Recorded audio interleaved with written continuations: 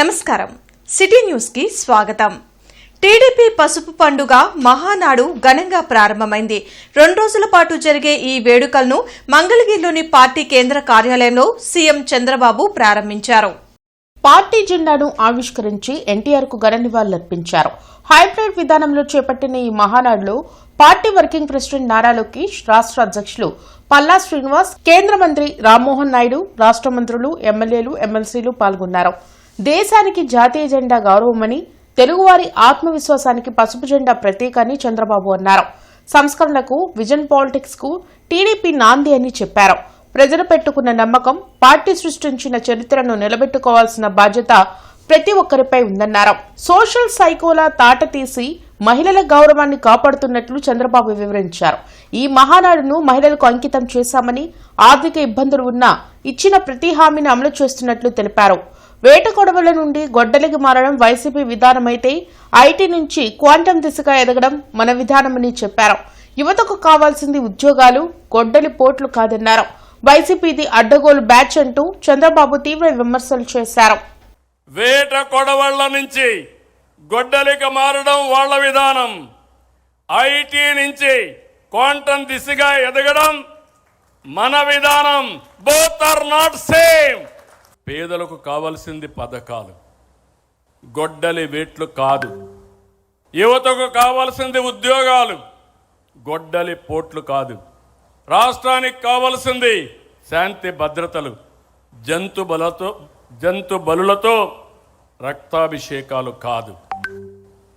రక్త చరిత్ర రాసేవాళ్ళు స్వర్ణాంధ్ర చరిత్ర లిఖించలేరు। అందుకే గొడ్డలి పార్టీ నెవర్ అగైన్।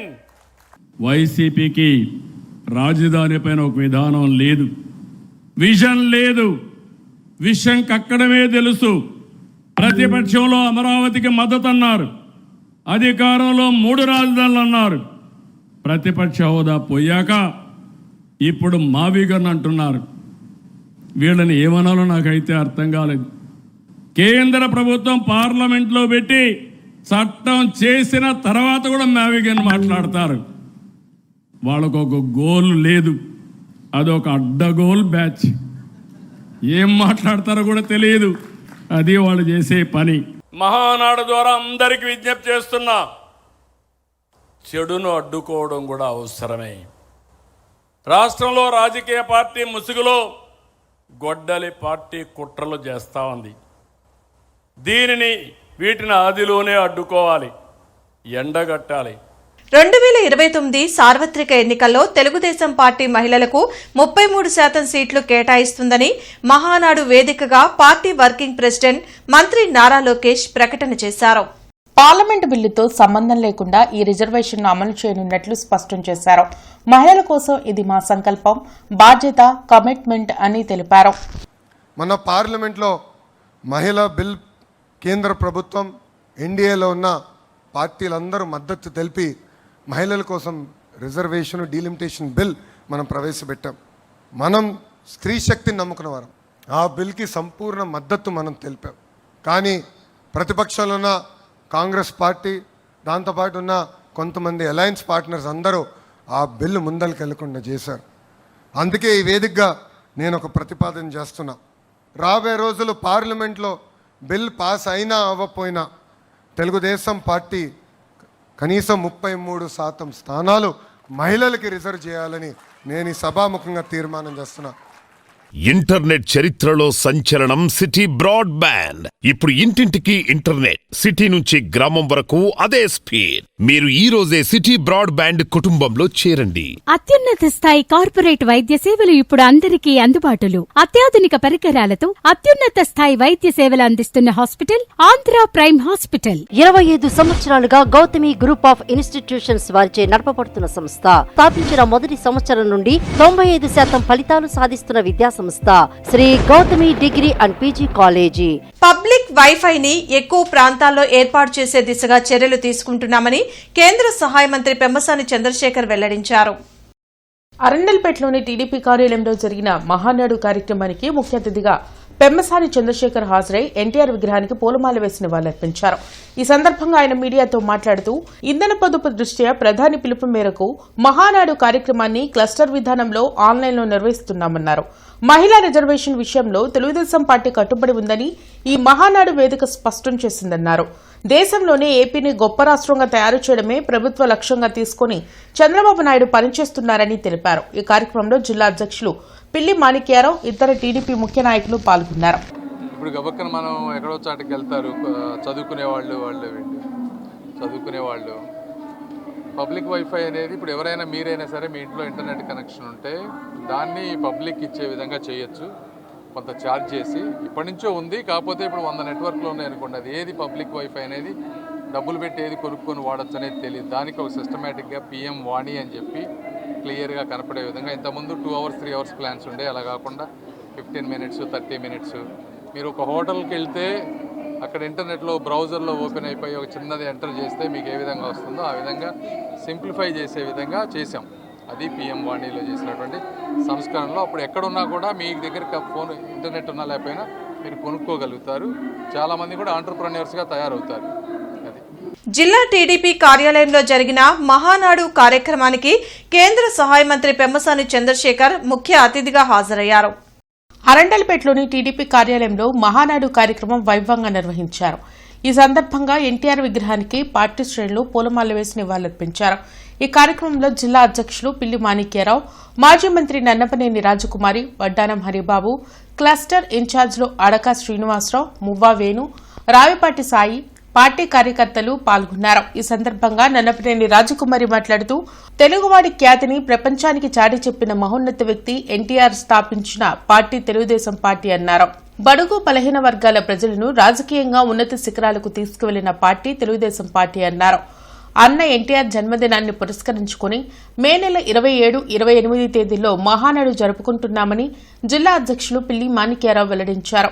తెలుగుదేశం పార్టీని చంద్రబాబు నాయుడు సమర్థవంతంగా నడిపిస్తున్నారని తెలిపారు. ఈ 2 రోజుల పాటు పార్టీ అంతర్గత విషయాలు, తీసుకోవాల్సిన జాగ్రత్తలు, కార్యకర్తల సమస్యలు లాంటి పలు విషయాలపై చర్చించడం జరుగుతుందన్నారు.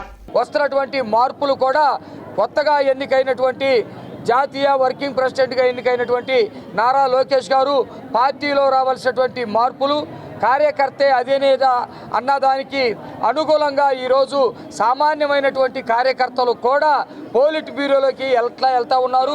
భవిష్యత్తులో కూడా పార్టీ నిర్మాణం ఏ విధంగా మార్పు చేర్పులకి వెళ్తుందనేది అన్ని విషయాలు కూడా చర్చిస్తూ ఉన్నారు. కార్యకర్తలందరూ కూడా చాలా సంతోషంగా ఉన్నారు.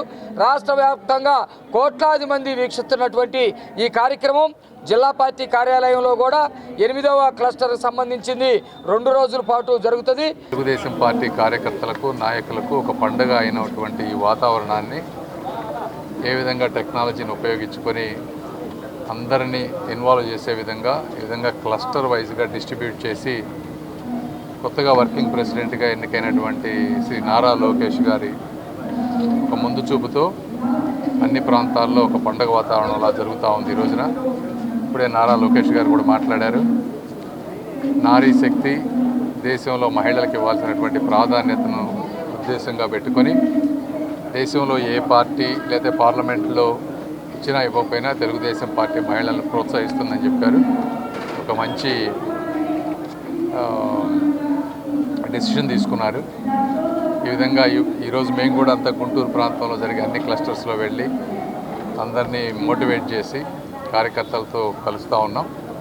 అదేవిధంగా గుంటూరు పశ్చిమ నియోజకవర్గంలో మహానాడుని పార్టీ శ్రేణులు ఉత్సాహంగా నిర్వహిస్తున్నారు. క్లస్టర్ 5లోని 38, 39 డివిజన్లకు సంబంధించిన హైబ్రిడ్ మహానాడును ఎస్వీఎన్ కాలనీలో చేపట్టారు. టీడీపీ నేతలు మానం శ్రీనుతో పాటు ఇతర నాయకులు పాల్గొన్నారు. బలహీన వర్గాల సంక్షేమం కోసం టీడీపీ నిరంతరం కృషి చేస్తుందని ఈ సందర్భంగా మానం శ్రీను తెలిపారు. ఎన్ని ఇబ్బందులు వచ్చినా పార్టీ జెండాను వీడకుండా పనిచేసే కార్యకర్తలు టీడీపీకి మాత్రమే సొంతమని చెప్పారు. క్లస్టర్ 5లోని 38, 39 డివిజన్ల మహానాడు కార్యక్రమంలో ఈరోజు భాగంగా గుంటూరు ఎస్వీఎన్ కాలనీలోని కనకమెడ్ల కన్వెన్షన్ నందు నిర్వహించడం జరుగుతుంది. ఈ యొక్క కార్యక్రమానికి తెలుగుదేశం పార్టీ కుటుంబ సభ్యులందరూ హాజరయ్యి చాలా ఉత్సాహంగా ఈ యొక్క కార్యక్రమాన్ని జయప్రదం చేస్తున్నారు. ఈ సందర్భంగా వారందరికీ, తెలుగుదేశం పార్టీ కుటుంబ సభ్యులందరికీ పేరు పేరున ధన్యవాదాలు తెలియజేసుకుంటా ఉన్నాం. చంద్రబాబు కుట్రలకు వ్యతిరేకంగా రాష్ట్ర వ్యాప్తంగా జూన్ 4వ తేదీ నుండి 12వ తేదీ వరకు నిరసనలు చేయాలని వైసీపీ శ్రేణులకు మాజీ ముఖ్యమంత్రి జగన్మోహన్ రెడ్డి పిలుపునిచ్చారు. తాడేపల్లిలోని తన క్యాంప్ కార్యాలయంలో వైసీపీ అధినేత వైఎస్ జగన్మోహన్ రెడ్డి అన్ని నియోజకవర్గాల ఇన్ఛార్జీలు, పార్లమెంటు సభ్యులతో సమావేశం ఏర్పాటు చేశారు.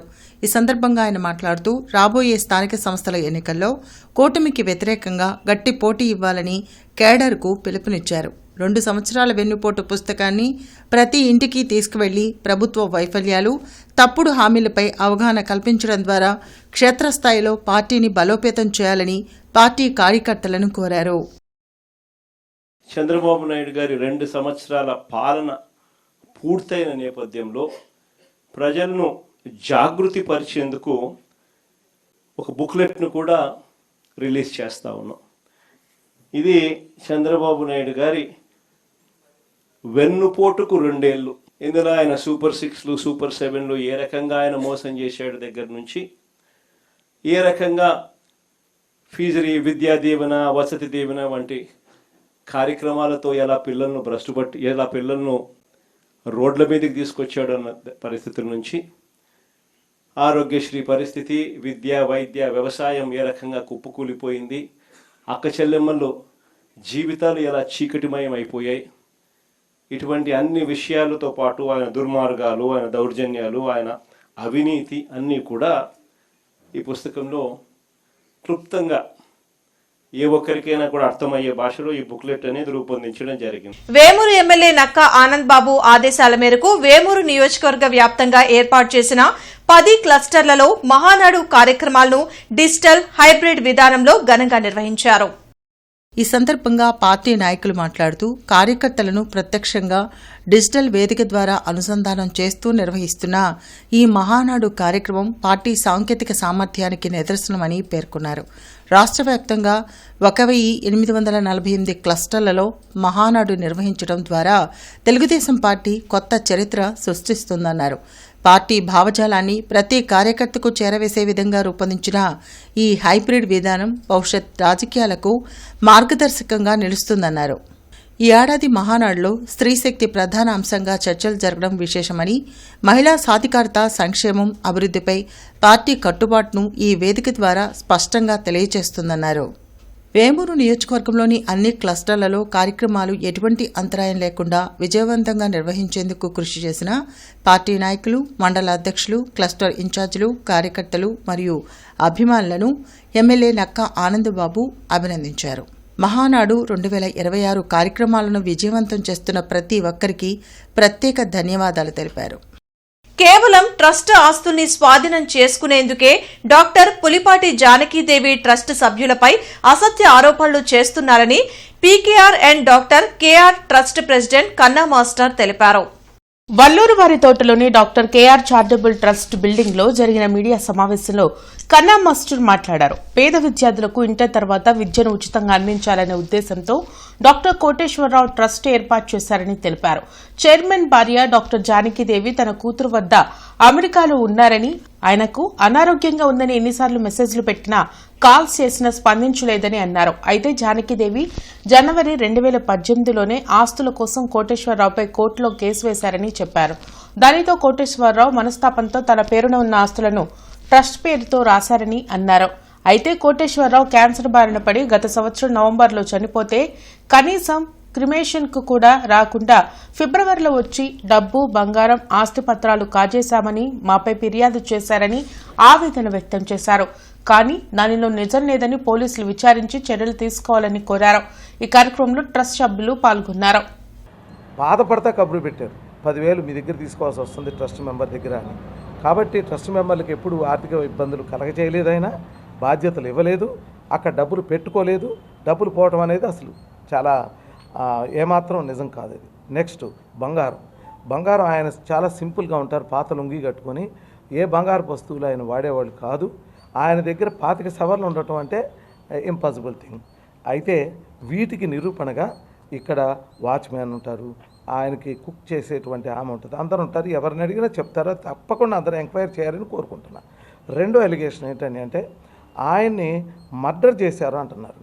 అంటే ఆ ఉద్దేశం ఏంటి అంటే హాస్పిటల్ నుంచి తీసుకొని ఎక్కడ జీజీహెచ్లో ఉన్న నాట్కో దగ్గర నుంచి తీసుకొని ప్రైవేట్ హాస్పిటల్ తీసుకెళ్ళేటప్పుడు దారిలో మా సెంటర్లో ఎందుకు టెస్టులు చేయించారని, ఎక్కడైతే మనం చేర్పించబోతున్నామో ఏవిఆర్ హాస్పిటల్లో ఆ డాక్టర్ గారు ఏం చెప్పారంటే, మీరు దారిలోనే మళ్ళీ ఆయన ఇక్కడ చేర్చిన తర్వాత తీసుకెళ్ళటం అంటే కష్టం, దారిలో టెస్టులు చేసి తీసుకురండి అన్నారు. తీసుకెళ్ళాము. ఆయన పర్సనల్ కేర్ చూశారు, కానీ చనిపోయారు. 1.5 ఇయర్ ఆయన చాలా క్యాన్సర్తో బాధపడితే. పసుపు పండుగ ఘనంగా ప్రారంభమైంది. అన్ని క్లస్టర్ వద్ద వర్చువల్ గా మహానాడిని నిర్వహిస్తున్నారు. ఇందులో భాగంగా 35, 19 డివిజన్లకు సంబంధించి పట్టాభిపురం షాదీఖానాలో నిర్వహించారు. మాజీ MLC Ramakrishna, cluster incharge TDP రాష్ట్ర నేత కస్కుతి హనుమంతరావు, డివిజన్ అధ్యక్షులు హనుమంతు, శ్రీకాంత్, మాజీ కార్పొరేటర్ ఈరంటి వరప్రసాద్ పాల్గొన్నారు. అభివృద్ధి సంక్షేమం దిశగా పాలన సాగిస్తూ అన్ని వర్గాల సంక్షేమానికి కృషి చేస్తున్నట్లు రామకృష్ణ, హనుమంతరావు తెలిపారు. కార్యకర్తలే దేవుళ్ళని చెప్పని, కార్యకర్తలే అధినాయకులని చెప్పని ఏదైతే లోకేష్ బాబు గారు ఇప్పుడే ప్రసంగించారో దాన్ని మనం మరింత ముందుకు తీసుకెళ్ళాలి. ఆ విధమైనటువంటి మోటివేషన్ కార్యకర్తల్లో నింపాలి. రాబోయే రోజుల్లో కార్యకర్తల నుంచే, ఇవాళ మనం చూసాం మంగళగిరిలో ఒక కార్యకర్తే పోలీస్ బ్యూరో మెంబర్ అయ్యాడు.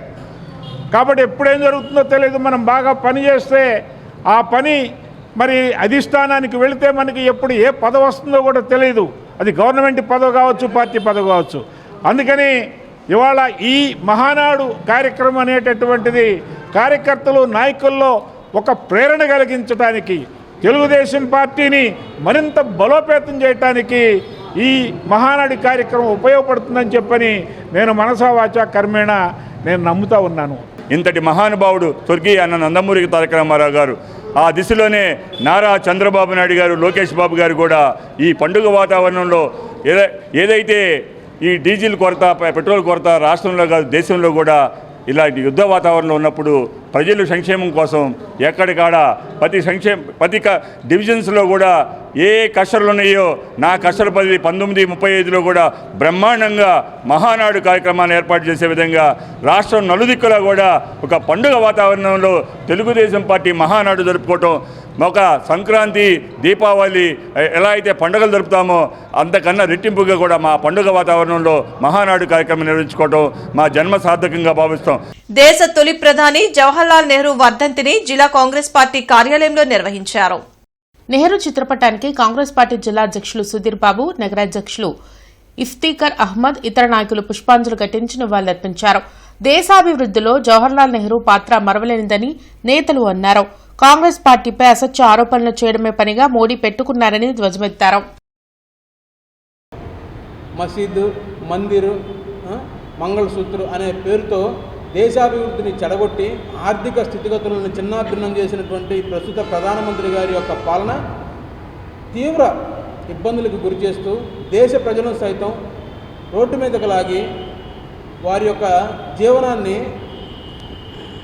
దేవుడా ఏంటి మా పరిస్థితి ఇలా ఉందనే స్థాయికి తీసుకొచ్చినటువంటి మన ప్రస్తుత ప్రధానమంత్రి గారి తెలుసుకొని నెహ్రూ గారు చేసినటువంటి వాటిని ఇప్పటికైనా కానీ వారిని చూసి నేర్చుకొని అలాంటి ఇంకొకసారి నెహ్రూ గారి మీద ఎవరన్నా చర్యలు చేస్తే మీరైనా మీ పార్టీ నుంచి వారికి ఒక నెహ్రూ గారు మాజీ ప్రధానమంత్రి కాబట్టి వారిని ఏమి అనకూడదు అనేటువంటి ఒక మెసేజ్ని మీరు వాళ్ళందరికీ పాస్ చేయాలని చెప్పి నేను ఒక కార్యక్రమం తెలియజేసుకుంటూ మహానాడు 2026 పసుపు పండుగను సంపత్ నగర్ లో ఉత్సాహంగా నిర్వహించారు. కేంద్ర సహాయ మంత్రి పెమ్మసాని చంద్రశేఖర్ తో పాటు ఉల్లి గోపాలకృష్ణ, కొల్లి అనిల్, ఇతర నాయకులు పాల్గొన్నారు. ప్రధాని మోడీ పొదుపు చర్యల పిలుపు మేరకు ఏడాది డిజిటల్ విధానంలో మహానాడును చేపట్టాలని సీఎం చంద్రబాబు నిర్ణయించారు. హైబ్రిడ్ విధానంలో 2 రోజుల పాటు మహానాడులో పలు తీర్మానాలపై చర్చించి ఆమోదించనున్నారు. పలువురు సీనియర్ టీడీపీ కార్యకర్తలను ఈ సందర్భంగా సత్కరించారు.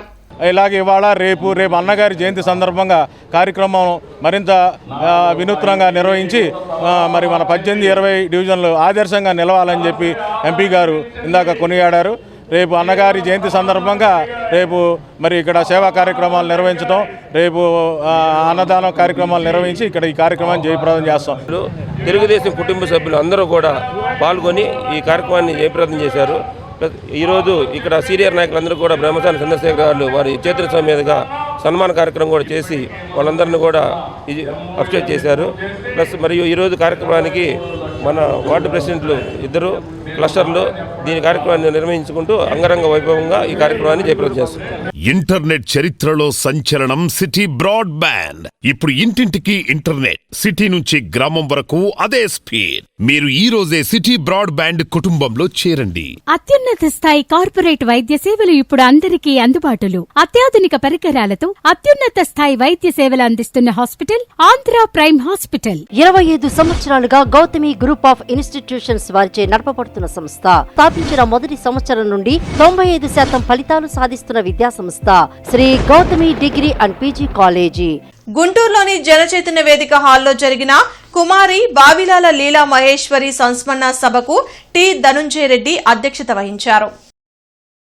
అంబటి రాంబాబు మాట్లాడుతూ భారత సమాజంలో అరుదైన వ్యక్తి వావిలాల గోపాలకృష్ణయ్య అని, ఆయనలా బతకడం అంత సులువు కాదని, అలాంటి మహనీయుని గొప్ప లక్షణాలను పుణికిపుచ్చుకుని సారా నిషేధ ఉద్యమం, సంపూర్ణ అక్షరాస్యత ఉద్యమంతో పాటు అనేక సామాజిక ఉద్యమాల్లో పాల్గొని సమాజ శ్రేయస్సుకై అవిరాళ కృషి జరిపిన వావిలాల లీలామహేశ్వరి లేని లోటును తీర్చే విధంగా కుటుంబ సభ్యులు ముందుకు రావాలని, అందుకుగాను పార్టీలకు అతీతంగా పౌర సమాజం పూర్తి సహకారం అందిస్తుందని పేర్కొన్నారు. మాజీ ఎమ్మెల్సీ కెఎస్ లక్ష్మణరావు మాట్లాడుతూ వావిలాల గ్రంథాలయ సంస్థ ద్వారా లైబ్రరీ సైన్స్ కోర్సు ప్రవేశపెట్టి అనేక తరగతులు నిర్వహించి విద్యార్థుల జీవితాల్లో వావిలాల లీలామహేశ్వరి వెలుగులు నింపారని కొనియాడారు. నిజంగా మద్యపాన నిషేధం సందర్భంలో వావిలాల గోపాలకృష్ణయ్య గారు చూపించిన చొరవ కానీ, ఆ తర్వాత ప్రభుత్వం స్పందించిన తీరు కానీ చాలా అద్భుతంగా జరిగింది. ఒకానొక సందర్భంలో రాజశేఖర్ గారు బతికున్నప్పుడు, రాజశేఖర్ గారు ముఖ్యమంత్రి కానప్పుడు, చంద్రబాబు నాయుడు గారు ముఖ్యమంత్రిగా ఉన్నప్పుడు వీళ్ళిద్దరికీ మధ్యన స్టేట్మెంట్స్ వచ్చినాయి. స్టేట్మెంట్ జరిగితే రాజశేఖర రెడ్డి గారు ఏమన్నారంటే, అబ్బాయి ఎన్నిగా చంద్రబాబు నాయుడు గారు మనం ఇద్దరం కూర్చుందాం, చర్చించుకుందాం, మధ్యవర్తిగా వావిలాల గోపాలకృష్ణ గారిని పెట్టుకుందాం అన్నాడు. సో వావిలాల గోపాలకృష్ణయ్య గారంటే నిష్పక్షపాతంగా ముక్కుసూటిగా ఏ అభిప్రాయాన్నైనా చెప్పగలిగినటువంటి వ్యక్తి అనేటువంటి భావన. అందువల్లనే నిజంగా చంద్రబాబు నాయుడు గారు రాజశేఖర రెడ్డి గారు మధ్యన వివాదం జరిగితే, చర్చ జరిగితే మధ్యవర్తిగా ఉండటం ఎవరికైనా సాధ్యపడుతుందా? కానీ వావిలాల గోపాలకృష్ణయ్య గారికే సాధ్యపడుతుందని రాజశేఖర రెడ్డి గారికి. ఆంధ్రప్రదేశ్ రాజకీయాల్లో వావిలాల అంటే ఒక లెజెండ్. అంటే ఆ రోజుల్లో శాసనసభలో పేర్లు మనం వింటే ఆశ్చర్యపోతాం అన్నమాట. వావిలాల గోపాలకృష్ణయ్య, పుచ్చలపల్లి సుందరయ్య, ఆయన గన్నవరం నియోజకవర్గం నుంచి గెలిచేవాడు. గౌతు లచ్చన్న, తెన్నేటి విశ్వనాథం, ఆయన విశాఖపట్నం నుంచి గెలిచేవాడు. అసలు మొదట 62 శాసనసభలో అయితే తరిమిల నాగిరెడ్డి, పరకాల శేషావతారం, నరసాపురం నుంచి, ఎంత గొప్పవాళ్ళు వీళ్ళందరూ. ఎందుకంటే నేను ఈ మధ్య లైబ్రరీకి వెళ్ళాను, లెజిస్లేచర్ లైబ్రరీకి. మీకు అందరూ మీరు ఫాలో అయ్యారో లేదో, ఒక 3 ఉపన్యాసాలు మేము పుస్తకాలుగా వేయించాం. దాంట్లో నా కృషి చాలా ఎక్కువగా ఉంది. మరి మీరు ఫాలో అయ్యారో లేదు నాకు తెలుసు. వావిలాల గోపాలకృష్ణయ్య గారు ఉపన్యాసాలు పుస్తకం వేయించి. గుంటూరు మున్సిపల్ కమిషనర్ పై రాయపాటి అమృతరావు చేసిన దాడిని రాజ్యాంగంపై జరిగిన దాడిగా భావించాలని 4వ డివిజన్ అధ్యక్షులు షేక్ మహమ్మద్ ఆరోపించారు. ఎన్టీఆర్ సర్కిల్ వద్ద ఉన్న వైసీపీ పార్టీ కార్యాలయంలో జరిగిన మీడియా సమావేశంలో డివిజన్ల అధ్యక్షులు మాట్లాడారు. కాంట్రాక్టర్ రాయపాటి అమృతరావు కమిషనర్ ఛాంబర్లోకి బలవంతంగా వెళ్లే ప్రయత్నం చేయడంతో అధికారులు అడ్డుకున్నారు. దాంతో అక్కడ ఉన్న ఫర్నిచర్ను అమృతరావు ధ్వంసం చేశారని తెలిపారు. అమృతరావుపై అధికారులు లాలాపేట పోలీస్ స్టేషన్లో ఫిర్యాదు చేశారన్నారు. దానికి అమృతరావు ప్రెస్ మీట్ పెట్టి కమిషనర్ కేవలం వైసీపీ కాంట్రాక్టర్లకు మాత్రమే పనిచేస్తున్నారని ఆరోపణలు చేయడం దారుణమన్నారు. ఈ కార్యక్రమంలో 4వ డివిజన్ అధ్యక్షులు అబీద్, వెంకటేశ్వర్లు, సలీం, జాఫర్, రామయ్య, తుమ్మేటి కృష్ణ, రాజేష్ తదితరులు పాల్గొన్నారు. ఈరోజు కమిషనర్ గారి మీద జరిగిన దాడి రాజ్యాంగం మీద జరిగిన దాడి ఇది. దీన్ని మీరు ఖండించకపోతే రాబోయే రోజుల్లో మీ ఇళ్ల మీద కూడా దాడులు జరుగుతాయి. ఎందుకంటే వాళ్ళకి ప్రోత్బలం ఇచ్చిన వాళ్ళు అయిపోతున్నాం. మీరు గుర్తు చేసుకోండి, అంబాటి రాంబాబు గారి ఇంటి మీద జరిగిన దాడిలో ఈ అంబాటి రాయపాటి అమృతరావు అనే వ్యక్తి ఉన్నాడు. కాబట్టే ఆ రోజు పోలీసులు అరెస్టు చేయకపోగా ఎన్నో కేసులున్నా అతన్ని అలా రోడ్డు మీదకి వదిలేసి ఉన్నారు. కాబట్టే ఈరోజు కమిషనర్ గారి మీద బరి తెగించి అతను దాడి చేయడానికి ప్రయత్నం చేశాడు. ఇలాంటి వాళ్ళని సంఘ విరుద్ధ శక్తులాగా శక్తులుగా పరిగణించి వాళ్ళని అసలు టౌన్ బహిష్కరణ చేయాలి. ఒక కమిషనర్ మీద దాడి చేయడం ఏంటి అసలు? ప్రత్తిపాడు నియోజకవర్గ పరిధిలోని క్లస్టర్ 9 పెదనందిపాడు ఆర్యవైశ్య కళ్యాణ మండపం నందు వర్చువల్ విధానంలో ఏర్పాటు చేసిన మహానాడు కార్యక్రమంలో ప్రత్తిపాడు ఎమ్మెల్యే బూర్ల రామాంజనేయులు పాల్గొన్నారు. స్వర్గీయ నందమూరి తారక రామారావు విగ్రహానికి పూలమాల వేసి ఘన నివాళులర్పించిన అనంతరం తెలుగుదేశం పార్టీ ఆవిర్భావం నుంచి పార్టీకి సేవలందిస్తున్న సీనియర్ నాయకులను ఎమ్మెల్యే ఘనంగా సన్మానించారు. అదేవిధంగా ప్రత్తిపాడు నియోజకవర్గ అనుబంధ సంఘ కమిటీలతో ప్రమాణ స్వీకారం చేయించిన ఎమ్మెల్యే అనంతరం ఆర్యవైశ్య కళ్యాణ మండపం నందు నిర్మించిన నూతన భవన నిర్మాణాన్ని ప్రారంభించారు. నగరంలోని రహదారులు కూడళ్లను కమిషనర్ మయూర్ అశోక్తో కలిసి కలెక్టర్ సాయికాంత్ వర్మ ఈరోజు పరిశీలించారు. ఈ సందర్భంగా కలెక్టర్కి నగర కమిషనర్ హిందూ కాలేజీ కూడలి, బిఆర్ నాయుడు, కలెక్టర్ కార్యాలయం కూడలి, మూడు బొమ్మల junction, చుట్టుకుంట junction, medical club junction సుందరీకరణ, వీఐపీ రహదారిలో ల్యాండ్ స్కాపింగ్ తదితర అంశాలను వివరించారు. అనంతరం కలెక్టర్ మాట్లాడుతూ రహదారి నిర్మాణంలో నిర్దేశిత నిబంధనలు పాటించాలని ఆదేశించారు. రహదారి నిర్మాణం జరిగిన తర్వాత కనీసం 2 సంవత్సరాల వరకు తవ్వరాదని స్పష్టం చేశారు. కేబుల్ వంటివి వేయుటకు కొన్ని సంస్థలకు అవసరం ఉంటుందని ఆయా సంస్థలతో ముందుగానే సమావేశం నిర్వహించి తెలియచేయాలని, వారి అవసరాలను సమర్పించాలని సూచించారు. ఏపీ నైపుణ్యాభివృద్ధి సహకారంతో ఎమ్మెల్యే గల్లా మాధవి ఆధ్వర్యంలో జూన్ 2వ తేదీన హిందూ ఫార్మసీ కళాశాల అమరావతి రోడ్ నందు జరగబోవు ఉద్యోగ మేళా పోస్టర్ ని కమిషనర్ మయూర్ అశోక్ విడుదల చేశారు. ఈ సందర్భంగా కమిషనర్ మాట్లాడుతూ ఆంధ్రప్రదేశ్ ప్రభుత్వం నిరుద్యోగ సమస్యను రూపుమాపడానికి కృషి చేస్తుందని తెలిపారు. ఈ వార్తలు ఇంతటితో సమాప్తం. నమస్కారం.